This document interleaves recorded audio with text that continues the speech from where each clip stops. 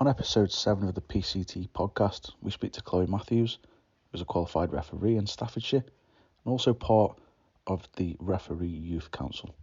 She speaks to us about transitioning into officiating and how her love of the game helps her with her development as a referee. Don't forget to subscribe to us on our YouTube channel and other social media outlets.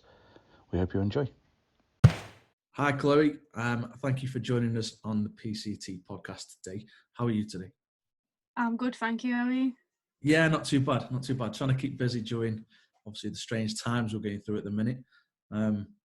As I mentioned before the call, how are you looking to keep yourself busy during lockdown? Obviously, not having a lot of football is quite strange at this time of year. So just sort of taking the opportunity really is like an early pre-season. Okay. So trying to get training more often, trying to do something different what I'd normally do, because obviously normally I'd be in the gym. But just trying to make the most of going out for runs, which is something I absolutely hate, to be quite honest. I'm not a runner at all, but I'm trying to get myself motivated to enjoy it, or at least try and do it more regularly.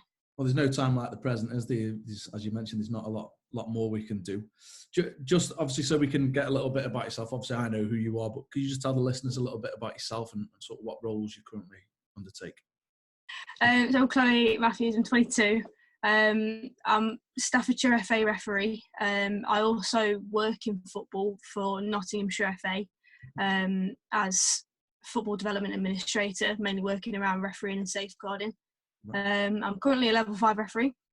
So at the moment I operate in men's football and women's football. So men's football in the Midland Football League and West Midlands Regional League, and the women's league I operate on is the Women's National League, so equivalent of Tier 3, Tier 4 women's football. All right, so keeping yourself pretty busy with the range of roles there. Yeah. One thing I sort of wanted to speak about is there's been a massive rise in participation in the female game recently.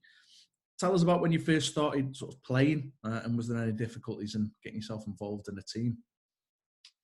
So I kind of started playing football and taking an interest when I was about 6 years old.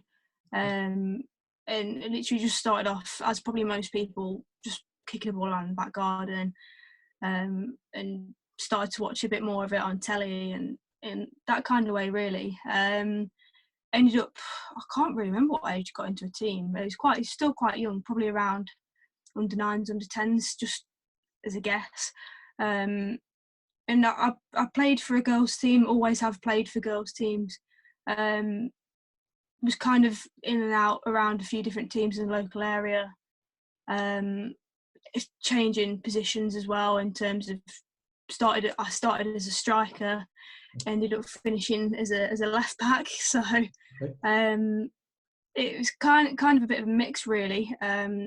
I was on trial 2 separate occasions at West Brom, or as it was then, Sporting Club Albion, their girls' centre of excellence. And yeah, it kind of, playing football was something I really enjoyed, and that's initially the route I wanted to go down. And yeah, it didn't quite turn out that way. Yeah, I was going to say, when you were playing then, when did refereeing first enter your thoughts? Like, was there a specific moment in a game, or an incident that triggered that interest? Not massively. There wasn't really like a trigger point. It kind of came out of nowhere a little bit. I was playing for my school team, and we were playing away in a tournament at another school, and the teacher we was with, to be honest, didn't have a clue about football. She was the dance teacher. We just needed a teacher to go with us. Okay. So she ended up taking us along, and I've always been known for being one of the smallest players on the team. And naturally, being a teacher who doesn't really know much about football, she's kind of like, "You're the smallest, you're going on the bench." Although she didn't say that in those terms, in those words, but that was kind of the gist I got. So I ended up being on the line. I ended up running the line with the flag, and then did that. To be fair, I didn't think too much of it, kind of enjoyed it, and that was that. And then probably about 6 months down the line, the club I was playing for at the time came up to us at the end of the training and said, "Oh, we've got an opportunity for so many of you to go and do a referees course at a discounted rate. Do you want to go and do it?" And I was only 14 at the time, and to be honest, I didn't think too much of it. I was just kind of like, yeah, go on then. It's something for the CV, something, to build my football CV up with. Okay. So I just thought, yeah, go on. I'm with my teammates, so at least I'll know a few people there as well. And yeah, that's how it started. Yeah, my sort of interest was the reason behind sort of going on the course. Not only obviously the discounted rate, but was there thought of it's a good way to earn money and put back into the game, or was it just understanding the game and the laws of the game a bit better? It was kind of a bit of both, to be honest. It wasn't a kind of a case of looking at a referee's course and going, "Oh, I want to be a referee. That's what I want to do for the rest of my life," kind of thing. It wasn't that at all. I had no idea where it'd take me. Initially, to be honest, a factor of it was the money and the fact that, I could be involved with a game that I love and also earn money at the same time. So for me, it was a win-win. And that's what I kind of did with it, really, because I ended up refereeing, starting actually refereeing games at 15. Mm-hmm. And I didn't get a job until I left sixth form when I was 18. So it was a great thing for me. And I used to be quite shy and kind of got bullied a bit at school and this, that and the other, and I wasn't very confident. Like, if you'd have asked me to do this kind of thing when I was 14, I'd have been like, no. Yeah. But it's massively built up my people skills. Being able to be confident enough to go and approach someone that I didn't know for the first time. And obviously it was in a football environment, so there was that little comfort blanket of, I've got something, we've got something in common to talk about. They know who I am, what I'm here to do. So that's probably been a big thing for me, is what I've actually been able to take away from it. It's interesting you mentioned there the people skills and sort of helped it build confidence up, because it's very few and far between, but you hear some horror stories of young referees being I'm not going to say abused, but subject to verbal abuse as such, to a point where it can destroy your confidence. Can you remember your first game and how you felt going into your first game? And was it a boys or a girls game that you were? If I remember rightly, it was a boys' game, and it was a school game. So luckily for me, I had sort of reassurance of teachers being there as well. So it was the school I was at the time. I'm not sure what age group it was. I think it might have been year 7 to year 8. Okay. And I was refereeing that game, and to be honest, I was absolutely bricking it, because as you would do, I've seen some grown men come off courses, go and do their first game, and they're exactly the same. No, I don't think it matters who you are, how old you are, what you've done. You will be bricking it in your first game. And I was. But once you sort of give those first few decisions, you kind of reassure yourself. But yeah, I vaguely remember it, and it went pretty well. My teachers were happy. Nothing drastic happened in the game, so it was a nice, gentle ease into my refereeing, I guess. Yeah, and just obviously for the listeners out there who've either got a young child who's looking at getting on the referees course, what would you say the biggest difficulties were that you faced at that age? 15, going into officiating boys and girls games, and what was the biggest you faced? Probably parents. Right. Okay. Parents is the biggest problem I personally came across, and that will probably be the biggest thing that you'll have to deal with, because there's a lot of them. I actually personally found parents to be worse at younger age groups. Okay. As a bit of an example, normally the league I did, I refereed under 12s to under 16s because they were afternoons. Anything younger than that were typically morning games. And as a one-off, the league asked me to go and do an under 10s game because it was within walking distance of where I lived. And I went and did that. And the parents were actually far worse in that game than I had experienced at any of my other games. but that it can be quite challenging to deal with, and it's especially when you've not been in that sort of authoritative role before, particularly when you're having to deal with adults, because kids are kids. They, you can deal with that, but when it's people older than you, it can be quite challenging. But the good thing for me was I knew who I could go to for support if I needed it. The county FA, so Staffordshire FA, obviously being my county, our referee development officer is fantastic. So I knew, if I'd had a problem, I could just pick the phone up, discuss that with him. Luckily, my stepdad had a friend who was a referee as well. So I was actually quite lucky in that he was able to come and watch some of my first few games. And that was sort of a bit of a confidence booster as well.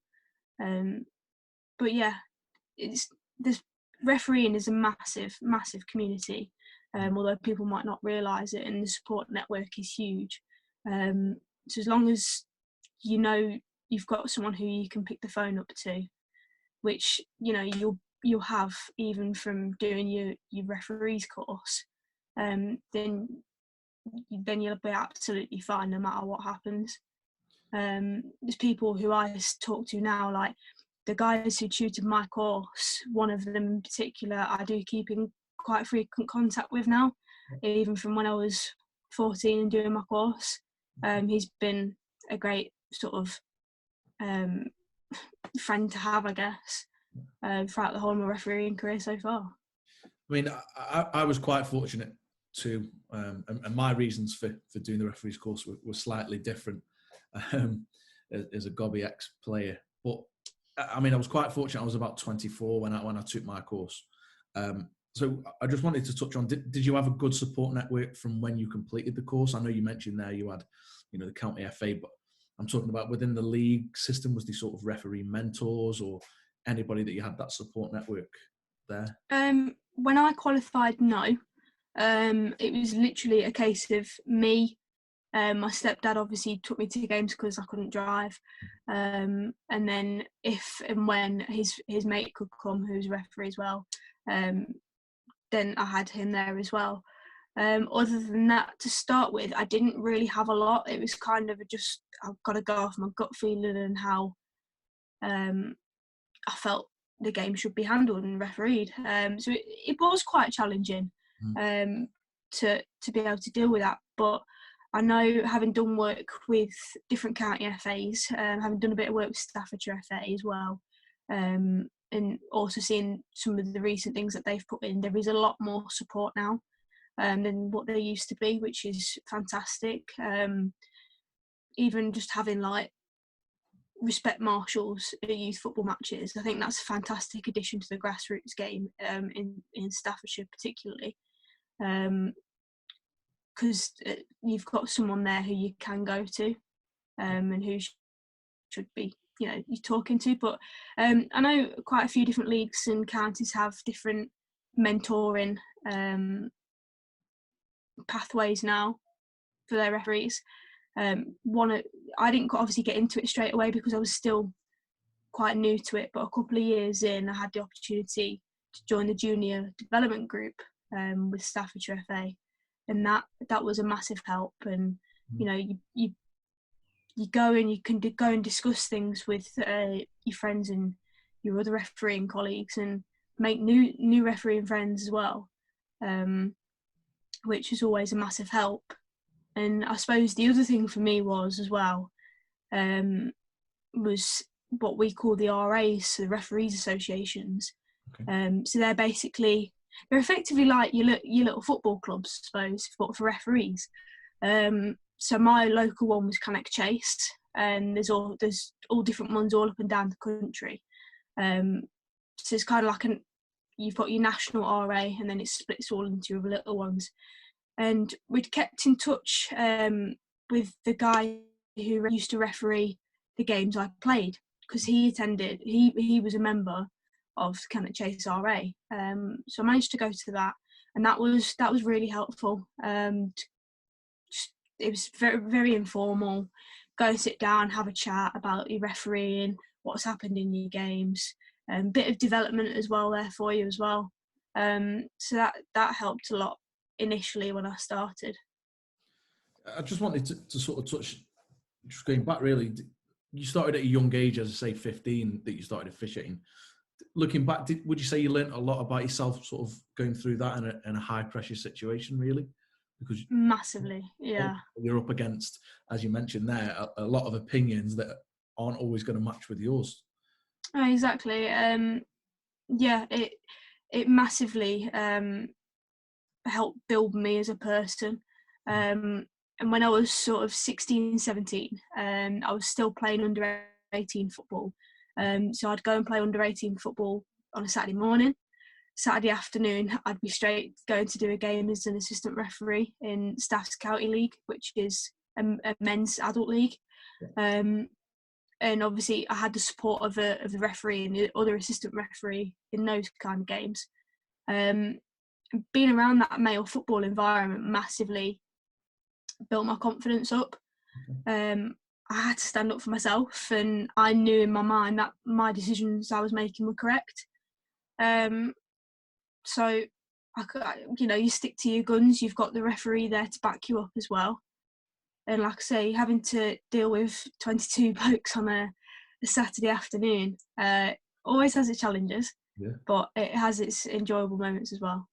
Yeah, I was going to say, would you say that you're subject to sort of any differential treatment going into, I'm not just saying the Staffs Counties League, but any male game as a female assistant or, official in the middle? Was there anything that sort of put you off at all? Was there any derogatory sort of marks during the game? I can't, deny that I've not had few incidents here and there over the last few years. But to be fair, any referee will.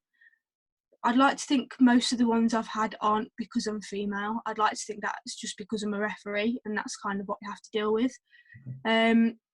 If anything, whether it be a good reason or not, I tend to find when I'm refereeing games, there's less swearing, or at least they're more conscious of when they're swearing. Okay. And they kind of go, oh, sorry. And I'm just like, I've heard it all before, guys. Like, as long as it's not at me or my assistant referees, I haven't got an issue, kind of thing, really. But quite interesting, that. I like to kind of approach the game as I'm just another referee. I'm not going to the game as a female referee. I'm going as a referee. So that's how I treat it. That's how I like to treat the players, treat my assistant referees. Effectively, just try and act like one of the lads, so to speak. But it can be interesting sometimes. I've turned up to games before where I'm the referee, I'm the one in the middle, and I've got two guys on my line. And you get a knock on the door to hand the team sheets over, and they're like, "Oh, who's the referee?" And I stand up, I'm like, "Oh, it's me." And they're like, you can see they're quite surprised on their face, but they don't say it. Yeah. Which can always be quite interesting to see their reaction sometimes. But no, it's good, yeah. I mean, certainly a lot of barriers are being broken down on the crossover from the female game and the male game. And look, I know you personally away from this, Chloe, so I think for the listeners out there, it should be noted the barriers that you're breaking down within Staffordshire of going out and you doing that. So, I think you deserve a lot of credit for that. I mean, I appreciate that. Thank you. Looking at your playing career, we spoke offline about that you stopped in 2018 just to solely focus on refereeing. Had you fall out of love with the game because of the refereeing, or was it just you fell in love with being an official? I hadn't fallen out of love with the game. I wouldn't be playing referee. I wouldn't be doing anything if I fell out of love with the game. Ultimately, I do what I do because I love football. I stopped playing when I finished university. So I said to myself, because I finished playing under 18s and we didn't go into a ladies team because so many of us were going away to university. So it just wasn't the natural progression. So those of us that went to university, a lot of us moved away. I myself stayed at home for university. So I wanted to focus my weekends on my refereeing. And with university football being played midweek on a Wednesday, that was ideal for me. So I could kind of get the best of both worlds for another 3 years, which is exactly what I did. Although the university really wanted me to referee the games for them, I was like, no, I'm having these last 3 years playing, and then I want to focus on my refereeing. So that was kind of the plan going into uni, and that's what's happened. I can't deny I do miss playing football sometimes, but I also don't miss it at the same time, because women's football in a team environment can get a bit feisty at times. Right, okay. And that's the side of it I don't miss, but I do miss getting out there and just kicking a ball. Yeah, I do miss that sometimes, but I've really enjoyed my refereeing, and with refereeing, I'm already at a far higher level than I would have ever got playing, and that's one of the things that's pushing me and motivating me to keep going and keep progressing. I mean, so early on in sort of your officiating career to date, and I know you're still quite young yourself, you had a role within the county FA on the youth council. How did that come about, and what did the role sort of entail? So it was quite a while back now. I kind of got approached by Danny at Staff's FA, and it was around the FA Leadership Academy, and he was like, we've got this coming up, would you be interested in going on it? And that specific year I couldn't go because I was on holiday, but he says, well, we'll keep you in mind for next year. And then he kind of opened the door up for me to be on the youth council for Staff's FA, and to be honest, I didn't have a clue what it was, didn't know what it was about or nothing at the time.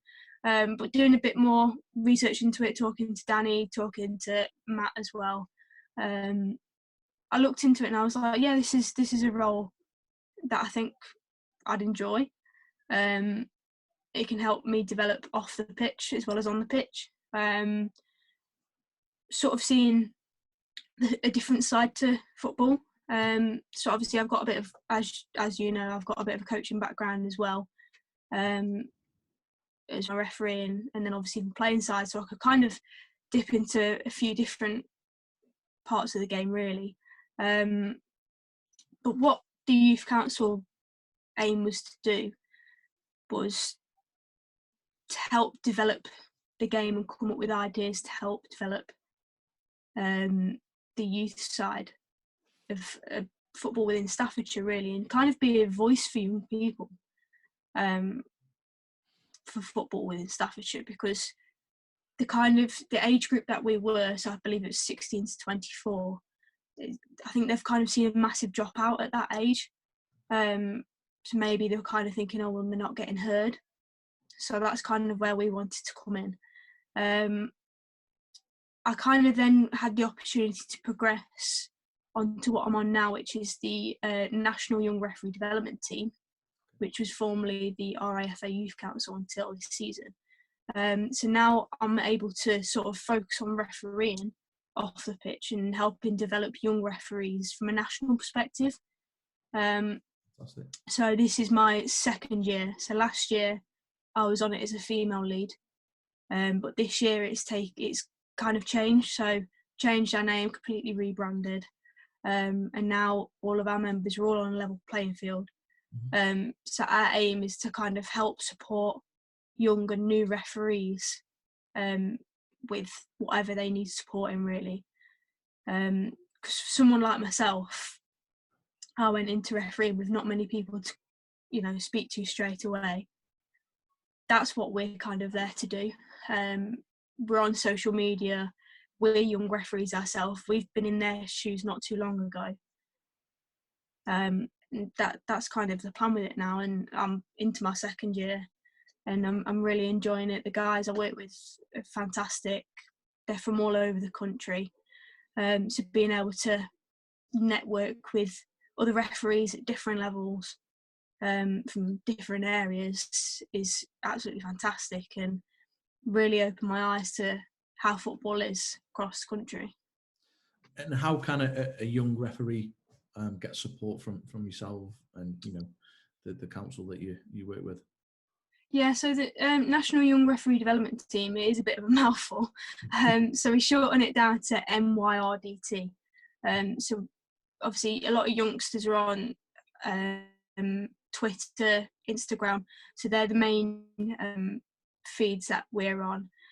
So at the moment, obviously with all this isolation and lockdown being on, we're doing quite a few interviews with top flight referees. Okay. So things like that, where we put it out so that they can send us the questions that they want them to answer. So it's kind of like a Q&A, but we're not doing the questions. We're getting the young referees to do the questions. At the minute, we're also doing workouts. So we've got a Motivation Monday workout going out. Had another one today for Workout Wednesday. So just little things like that. And then we were planning to do a development day at St George's Park in this summer. Unfortunately, we've had to put that on hold for now, for obvious reasons. Yeah. But that is something we're looking to do in the future, and that would be open to pretty much any referee.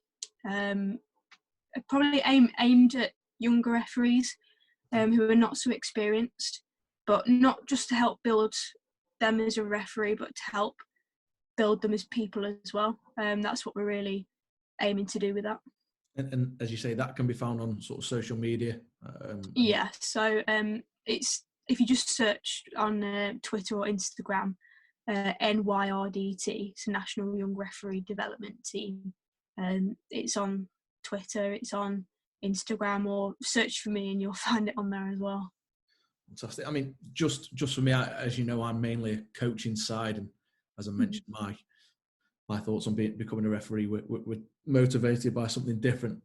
What does CPD look like for a referee? I mean, coaches at the minute are taking this time now to really look at different ways of playing, different sort of styles of play and sessions that they can put on. What does that look like to a referee? Quite different. So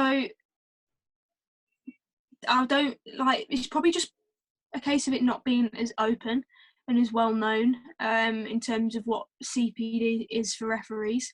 The FA are doing some great work at the minute in terms of providing us with content to keep us involved with the game as much as possible, really, as difficult as that is at the moment. So things like watching video clips on decision making. So we'll watch a decision that another referee's made, and we generally pick the positives and then maybe what we'd do differently, which is a really good way of doing it. Laws of the game is obviously a massive one, and laws of the game are changing every single season. So having to keep up to date with that is probably the main focus of what we do. Over the last few years, there's been some big changes, particularly within that we call DOGSO, so denying an obvious goal scoring opportunity. A couple of years ago, the laws changed around that in terms of what's a red card, what's a yellow card. So that's the main thing that we have to focus on. Once you kind of start working your way up the ladder, there's the opportunity to go into what's called FA Core, so FA Centre of Refereeing Excellence. That's a promotion-based scheme that you can go in. You're assigned a coach, and that coach will have 3 to 4 maybe referees, and then depending on the referees they've got, they'll come up with a way to help them develop depending on what level they're going to. Lots of different factors depending on how they learn best, all that sort of thing. So there are a lot of opportunities in terms of CPD. In terms of the women's side of the game, there's some really good work going on at the moment. If you'd asked me that question about the women's game 4 or 5 years ago, I'd have said there isn't really anything. But now there's a focused female referee manager at the FA, Jo Stimson, and she's done some really great work in terms of creating a grassroots event for grassroots referees, female referees, so for levels 7 to 5. And then going up from there, there's a senior women's refereeing weekend, which is a camp-based weekend normally held at either Warwick University or St George's Park. And that will just be a full weekend of CPD, so a mixture of outdoor and a mixture of indoor classroom-based learning as well as just some team building, really, because obviously a lot of us girls, the higher up we go, the more often we're going to be working together. So there is a bit more team building side to it as well. It's really interesting to hear that, because I mean, it's probably quite ignorant from my side, but it's nice to know that there's a lot of support out there. Yeah. And I think there's maybe a little bit of a perception of, once you do the course, off you pop, get your games in, and, you know, good luck. So it's really good to hear that there's some really good CPD and support out there for officials. One thing I wanted to chuck in was look, and I'm purely talking from experience here, is that when it comes to assessments, and I think quite a few of the listeners who are managers, coaches, fans, whatever it may be, is that they may see a change in a referee when it becomes to assessment. Would you say that there's a little bit of more pressure added on when it comes to that assessment, and you feel you have to have more of an impact on a game, whereas the assessor wasn't there, you may be a little bit more natural and, you know, let the game flow? I think there's quite a big perception around assessments, and naturally, as a referee, when you know that there's an assessor coming to your game, you'll naturally be a little bit more nervous. You'll naturally be a little bit more conscious that you've got someone watching you who, you know, they know what they're looking for in your performance, and that can be quite difficult. For me, I don't change what I do. I'm quite a stickler for that. So I've had some people come up to me during the game, going, "You've got an assessor here," and I'm just laughing, going, "No, this is just me refereeing the game." Yeah. And sometimes I've even said that, and there is an assessor there. So I don't like to change the way I perform. At the end of the day, I say assessors. They changed the name of it a couple of years ago because they didn't want it to sound formal. So they actually call them observers now. Because at the end of the day, they are there to observe your performance. Mm-hmm. And their role is to help you. Whilst they have to, you know, come up with a mark for your performance, their aim is to help you. And once you are at that stage of your refereeing where you'll start having observations, you'll meet loads of different observers, and you'll get to know them, and they all have very different styles. So it's very difficult to know what to look for in your game. So that's why I just go and referee how I referee. I'll come across an observer, I might have met him before, in which case I know probably one of the things he's going to bring up. Yeah.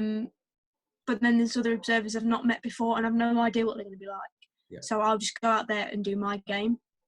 But yeah, so generally, obviously, the higher you go up the pyramid, in terms of the steps of football, the more observations you'll have to have, and the more frequent they'll be there. Until you obviously get to the Championship and the Premier League, and they're not even at the stadium anymore, which is crazy. Yeah, wow. I mean, the reason that came to my mind was just a few instances where I've seen sort of behaviours change as such, and the fact you're saying they're now observers sort of goes in line with the way that the FA have moved with the coaching side, in terms of how it's not as such a pass or fail, it's more competencies and how you are with your team. Would you say that works better in developing you as a referee and, you know, others?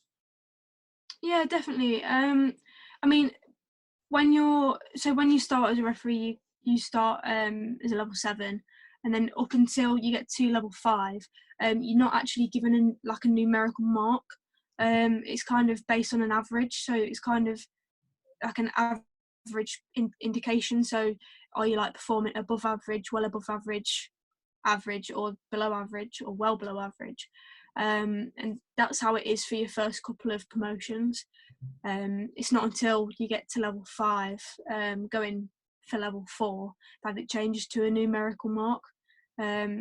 Reason being for that is because once you get to that level of football, your appointments are effectively managed by the FA as opposed to like county or leagues, which is the reason for that change, because obviously it's a lot easier to sort of manage, and there's a much finer breakdown in your sort of performance indicator, so to speak. So yeah, that's kind of how it works, if that helps a little bit. No, that's massive. I mean, every day's a school day, and I've just obviously learnt a bit of information there, and it might maybe change the perception on the way that, you know, officials, I'm not going to say behave, but in their manners. And, you know, one of the reasons for this is to just give people an insight of to what you go through as an official. And enough about sort of the sort of hard stuff that you've faced so far. Let's go to one of the highlights we spoke about offline, as officiating the under-16s FA Youth Cup final. Who were the teams there, and was there any nerves before going to that? Yeah, so the teams were Man City against Reading, girls under 16s, and I remember the appointment coming through because it came through via email, and I saw it and I was like, oh, I was like, okay, I got like, what's this all about? And I opened it, and naturally I just thought, oh great, I'll be assistant referee, 4th official. Like well happy, absolutely made up with that. Opened it, and you come down to the bit where it says referee, assistant referee, 4th official, and my name was first. I was like, have they got that right? It's kind of a bit of you got to pinch yourself moment, because for me ultimately that's the FA Cup final that you can get, the only other one in the female game that you can get, as opposed to the women's FA Cup final. Yeah. So for me, that was huge. So it was a massive honour to, you know, actually be able to say I've refereed an FA Cup final. Granted, it being the girls' youth one, but it's a start, and it's a step there to the women's one. Yeah, it doesn't matter what's on the end. It's an final, yeah. But yeah, funnily enough, it was 2 years, just over 2 years ago in this month that it took place, and it was at St George's Park. I was kind of struggling before, a couple of weeks before the game. I actually came down with tonsillitis. I remember it quite well. So I'd not been able to do any training because I was just too ill, and I was really panicking. I was thinking, am I going to be well enough? Am I going to be fit enough to do the game? Yeah. And, you know, I really don't want to come off this final, a massive occasion, and if I come off it, it doesn't mean to say I'll get it again. And I knew one of my coaches from the FA was coming down to watch me as well, and he's an observer in Championship, Premier League. He's observed referees such as Craig Pawson in the past. He's FIFA referee. So to have him coming down to my game, I was like, I want to be there. I managed to get there. I was absolutely fine. I was just a bit nervous in terms of obviously my fitness levels naturally, because I've not really been able to do much training in the build-up. But yeah, naturally, like a final, I was pretty nervous. I'd say, you know, referees, we get nervous as much as any players do. Ultimately, the game and the way the game flows is in our hands. So having not refereed either team before was also quite challenging, because I've not really done much girls' academy football. So that was something I was also quite conscious of as well. But I knew the standard was going to be good.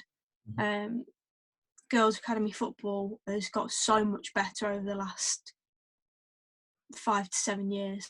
And obviously with Man City having, you know, the reputation that they do in the women's game, I knew they were going to be a good side. And Reading have also got a good reputation for themselves as a women's team. So I knew it was going to be a really well contested game, which it was. Just out of interest, how did the game end up? I can't remember the score, but I know Man City won. Right. Okay. The main moment for me in that game, it was last minute of the game. Reading had a corner.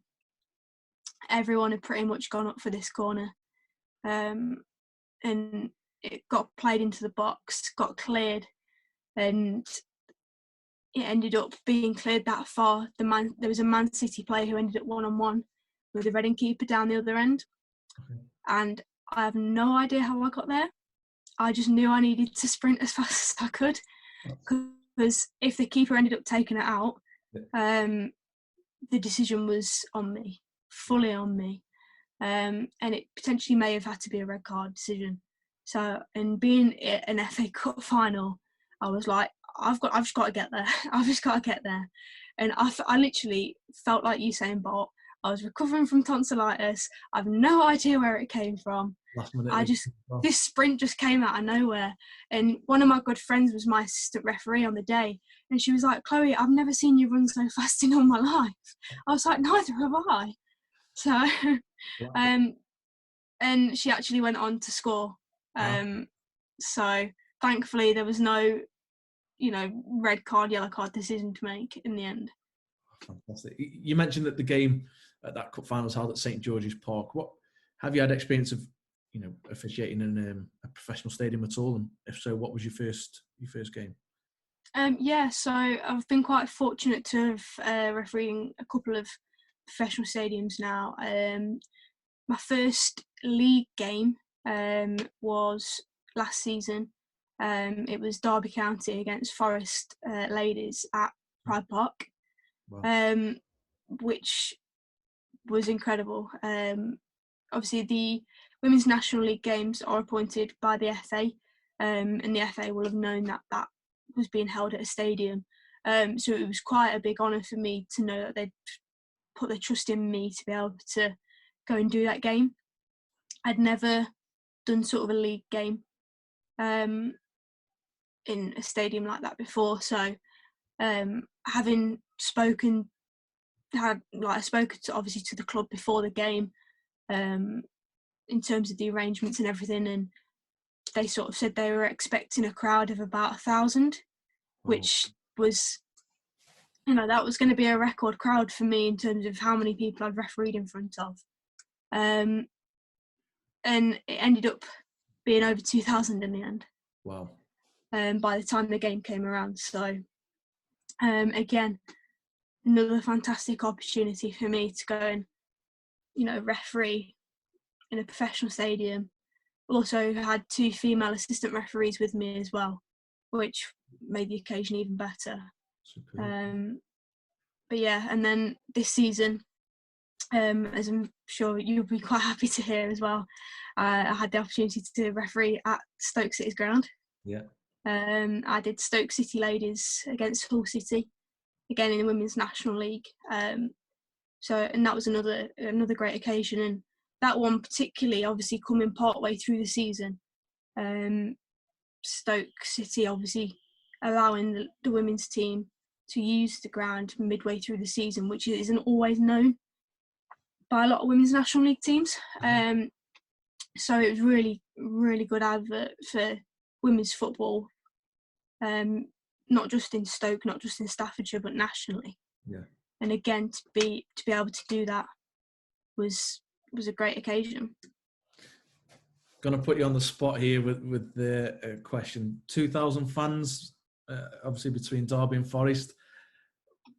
Did they influence any decisions at all during the game, the fans, or are you able to? To be honest, I was really, really nervous walking out. The walkout was very nerve-wracking because the tunnel, where the tunnel was, you're walking out and all you can see is the fans straight in front of you, because they happen to be over that side. So, and actually being able to see them all sat there was very nerve-wracking. But one of my other coaches was there, and he said, take it all in. During that walkout, take it all in, and once you give that first decision, you'll be fine. And he was absolutely spot on. once you give that first decision, it is just like you're on any other pitch. Okay. Just this one had a few more seats around it, and a few extra people around it. So that was kind of my mentality going out there. Mm-hmm. I just had to blank it out. At the end of the day, the two teams in a league I've done for the last few years. It's just a few extra seats and a few extra people. But being in the middle of that pitch, you've got a job to do. So you've got to be focused. You've got to be switched on. So without thinking about it, to be honest, I just blank it all out. Sounds like to date you've had some great experiences. Is there any, or is there a set routine or any rituals that you have? I know players will have, superstitions there before. Yeah. Do you have any before getting into any games? I do, to be fair. In referees, we are just, we're like footballers anyway. A lot of us are, ex-footballers. So we do have our pre-match things. I mean, as a referee, you have to do pre-match talk with your assistant referees anyway. So that kind of falls part and parcel with the job. But for me, whether I'm a referee or an assistant referee on the day, I do have a couple of things that I like to do. Like, as strange as it sounds, and I have no idea why I do it. I have to put everything on my left side first. So my left sock has to go on, then my right sock. And then I have my football socks go over the top. So then my left, then my right, then my left boot, then my right boot, then tie my left boot up, then tie my right boot up. Don't know why. I just do it. I kind of noticed it and I was like, I'm going to have to stick to it now. Is that another one from your playing time at all? Not really. I never used to do it when I was playing. Okay. It's kind of been a thing since I've kind of done over the last probably 2 years, I'd say. And then another one, again with my boots. I don't know why I do it. I'll go out and warm up before a game. I'll come back in, and no matter how tight or loose my boots are, I'll untie and do them again. Left boot first again. First, of course, and I'll do the exact same at half time as well. I'll come in from half time and I'll have to do the same again. Interesting. Don't know why. And again, I've no idea why I do it. It's just a psychological thing, and if I don't do it, I'm not happy going out. Yeah, and it's interesting to know because obviously players have those superstitions. It's interesting to hear that obviously you've got those routines and superstitions. And yeah, has anything ever happened where you think I'm going to have to change that routine, or are you quite happy? No, I've always stuck to it because then I don't like the idea of my laces coming undone during the game and me having to stop the game to tie up my laces when I constantly get harassed by players going, "Ref, my laces have come undone," and I'm like, "Well, you're not kids anymore, just tie your laces and get on with it." Yeah, you're expecting sort of mini soccer, isn't it? Every 2 minutes. Yeah, like kids football, or you stop the game for it, but adults football, just hurry up and tie your laces and get on with it. It's not my fault you can't do your laces up tight enough. So if I do my laces up tight enough, then they can't say anything. That's my thinking behind it. Yeah, no, it's like I say, it's a good insight.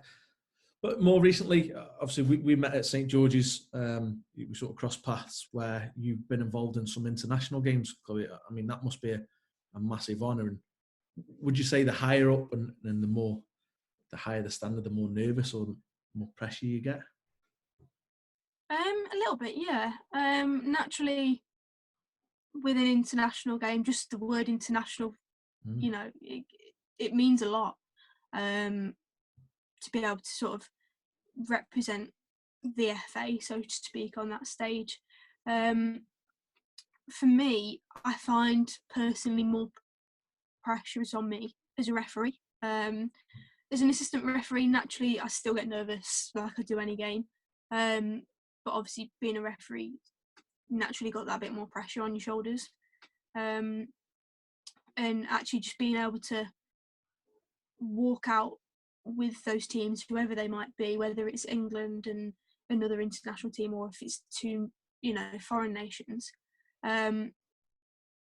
Being there, being able to do that walkout and listen to both national anthems, it's just a moment you've got to take in. Yeah. And it's a moment that I don't take for granted whenever I get the opportunity. Most recently, I was fourth official for USA against Denmark under-16 girls in the UEFA Development Tournament at St George's Park. And again, for me, it means a little bit more when it's two nations that aren't England. Okay. Just because, there is that side to it where it feels a bit more, this is like a proper international for me. Yeah. Because, I've got two teams from somewhere else. Obviously, USA being an English-spoken team as well helped. Mm-hmm. But the Denmark team were fantastic as well. Naturally, being an elite, academy, so to speak, or they all speak English anyway. Granted, a little bit broken at times, but they can speak English, and it's quite good to have that challenge of that language barrier, because again, it just helps in terms of your development as a referee, as a match official. As your career goes on, is that something that you may explore? Studying another language. Maybe. I've got a GCSE in French, so if anything, it probably would be French. Okay. I just managed to pick that up a little bit easier than other languages. I also did German at school, but I was terrible. I was really bad at German. But there is a slight bit of French in my family history, so I think that may be a slight reason why I pick it up a bit easier. But French or Spanish probably be ones I'd look into. Definitely. So again, knowing you for a few years now, Chloe, and those that do know you, know that obviously the passion and drive that you've got for officiating, not just yourself and others, is admirable, and I'm very sure that you will go on to have a long and successful career in the game. What does the future hold for you now, Chloe? So short term for me, I want to get promotion next season. So next season, I'm aiming to get my level 4. So that puts me on the national pyramid, so to speak, in terms of my appointments, and everything will then be controlled by the FA. Oh, okay. With women's football, again, I'd like to get promotion, which means I'll be able to officiate on the Women's Championship to Tier 2. Again, potentially with appointments as an assistant referee on the Women's Super League as well. Mm-hmm. That's my next goal. So the main thing for me is being able to pass the fitness test to do that. That's probably the area of officiating I struggle with the most, is the fitness test side of things, because that can be quite challenging. And for me, I don't particularly enjoy training. I'm not going to be one of these who goes, oh yeah, I'm a fantastic trainer, because I'm not. I'm terrible. I'm not the best of trainers, and that's probably one thing I do miss in terms of not playing football, is not having that team around you to train with. Most of my training is done on my own. If I'm able to get a training session in with a friend, then brilliant, but it doesn't happen too often. Obviously I can't at the moment, so it's having that mentality and that focus to be able to go and do that myself. So that's something I'm kind of working on at the moment. In terms of the long-term goals and sort of aspirations, I want to try and just get as far as I can. If I can get to the Women's Super League, fantastic. Men's football, again, if I can get onto the English Football League, then I'd love to. Personally, I want to go down the assistant refereeing route as opposed to the refereeing route. That's just a personal choice. Some people want to do the other, but personally, I'd like to go down the assistant refereeing route, and hopefully be able to make that move up to the next FA Cup final and walk out as match official for the Women's FA Cup final one day. Again, knowing you and the the short period of time that you've been officiating, you've had some really good moments, and I'm sure that, you know, in time you will go on to reach those goals. For anyone, sort of any younger listeners who have an interest in becoming a referee, what advice would you give to them? I'd say just go out there and give it a go. Even if you're not sure about it, at the end of the day, you might try it and you might fall in love with it like I have. You might try it and it might not be for you, and that's fine, that's okay.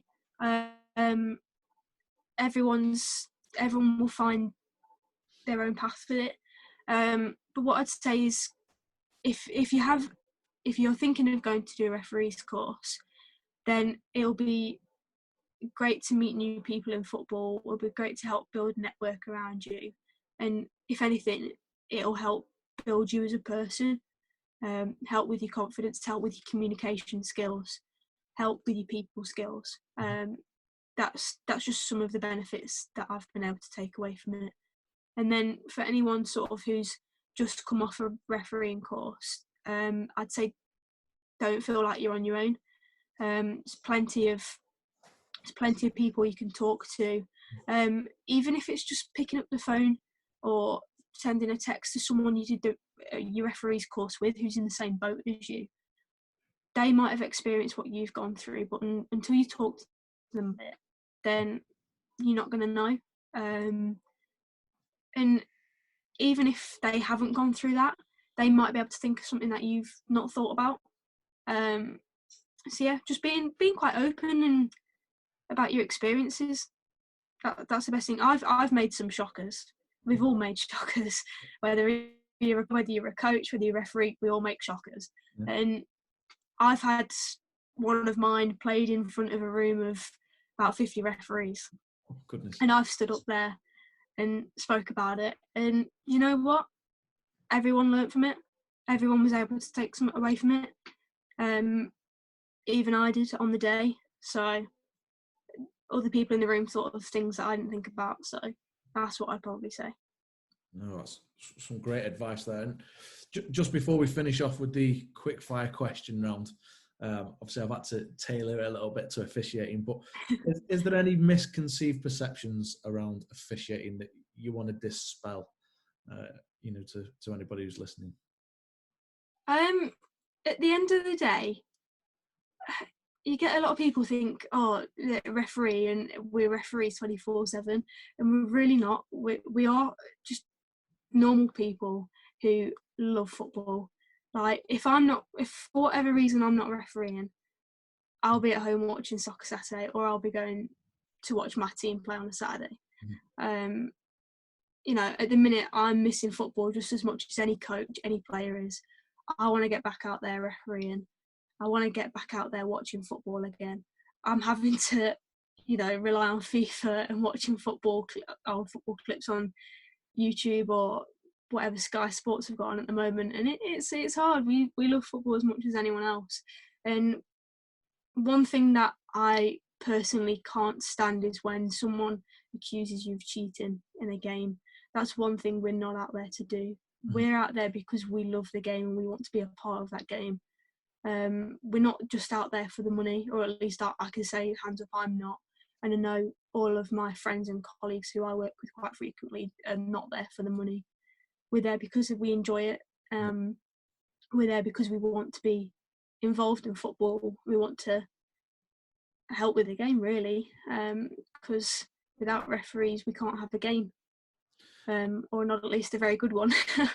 Point I was just going to make, and Chloe, it's great to hear you so open and honest about your experiences as a referee. And I think the important point that we do need to get out to there to any parents, players, coaches who aren't listening, without an official, we wouldn't have a game. And I think it's really important there that, you alluded to, that you're not there to ruin the game. You're there to be part of it. Exactly.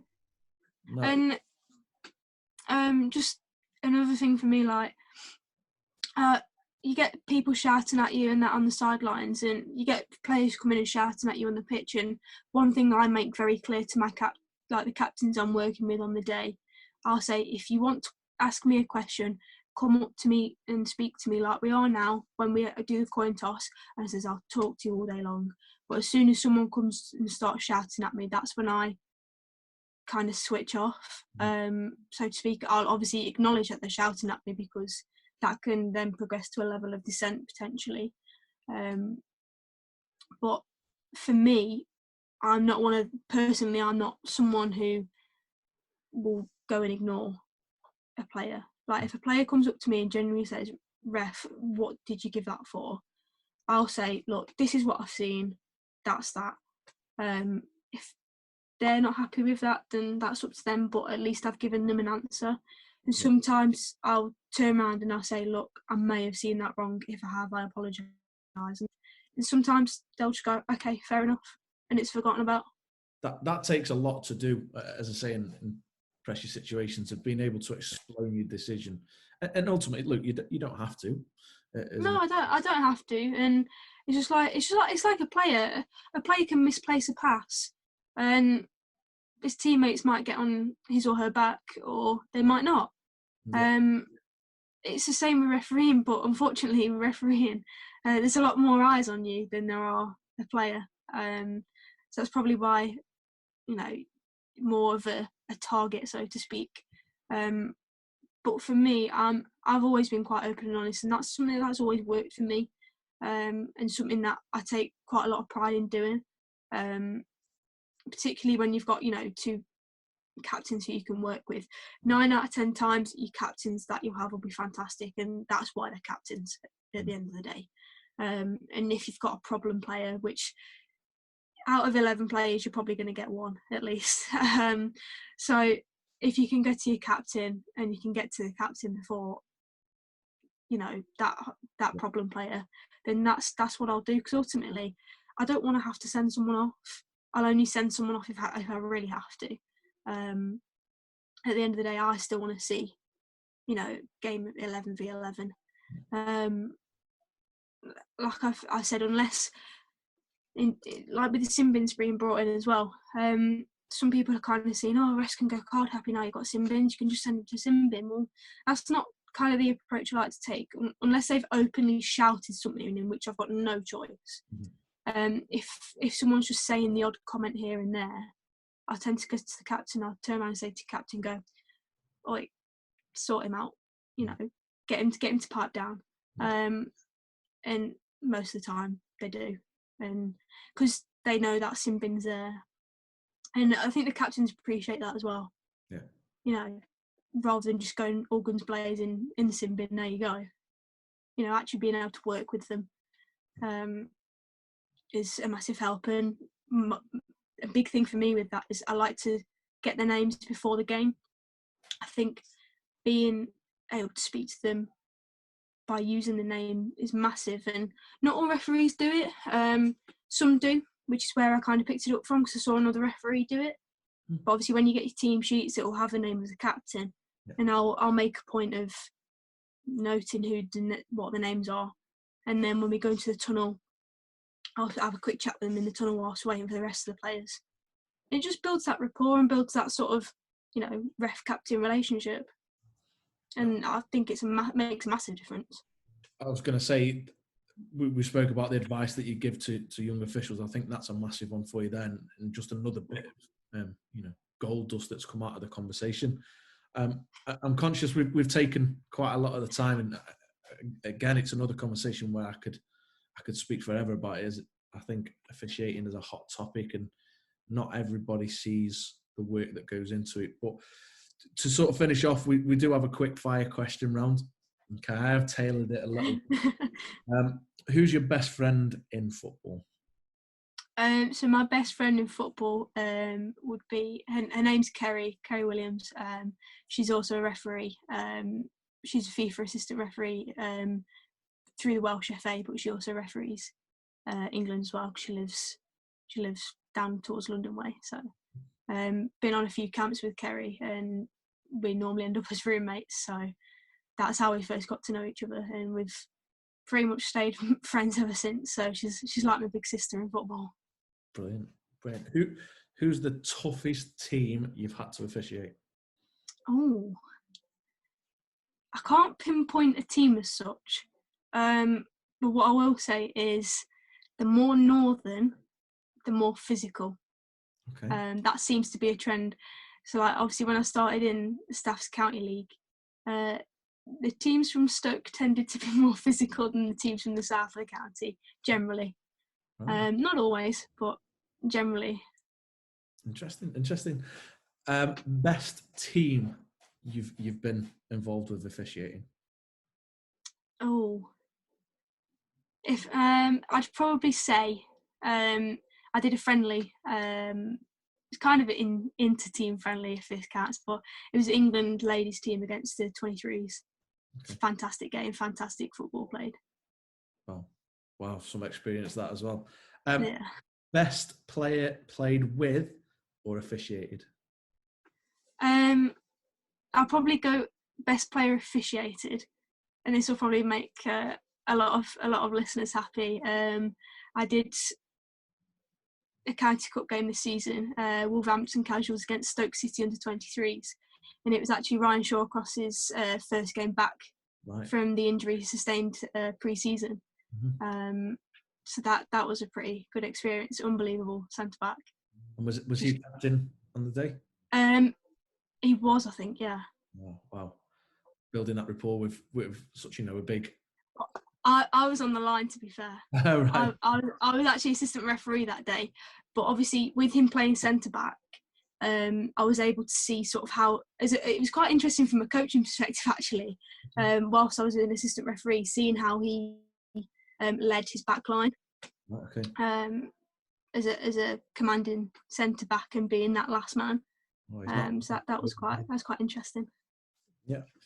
He's not had a bad career, so it's something that you can look at. Biggest role model? Oh,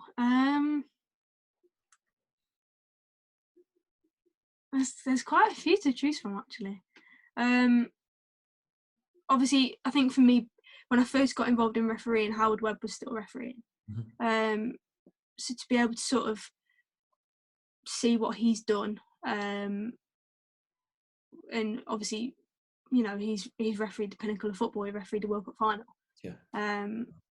So I just as I was getting into refereeing, managed to catch some of his final few games. So that was a big one for me.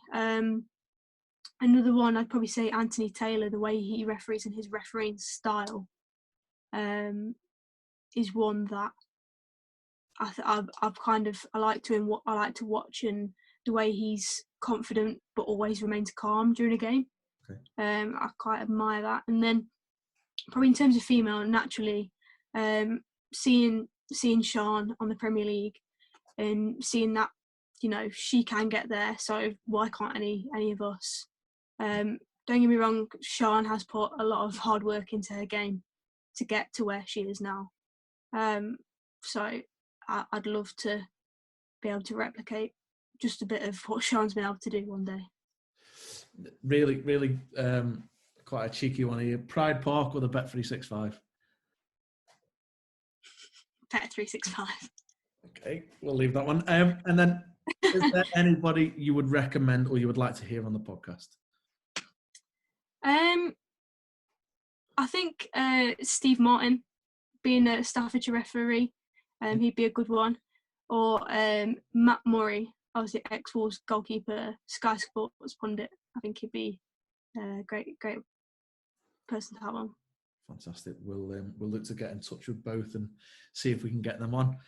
Look, Chloe, I've learned something today, and hopefully the listeners will have taken something away from our chat and maybe perceptions around the officials.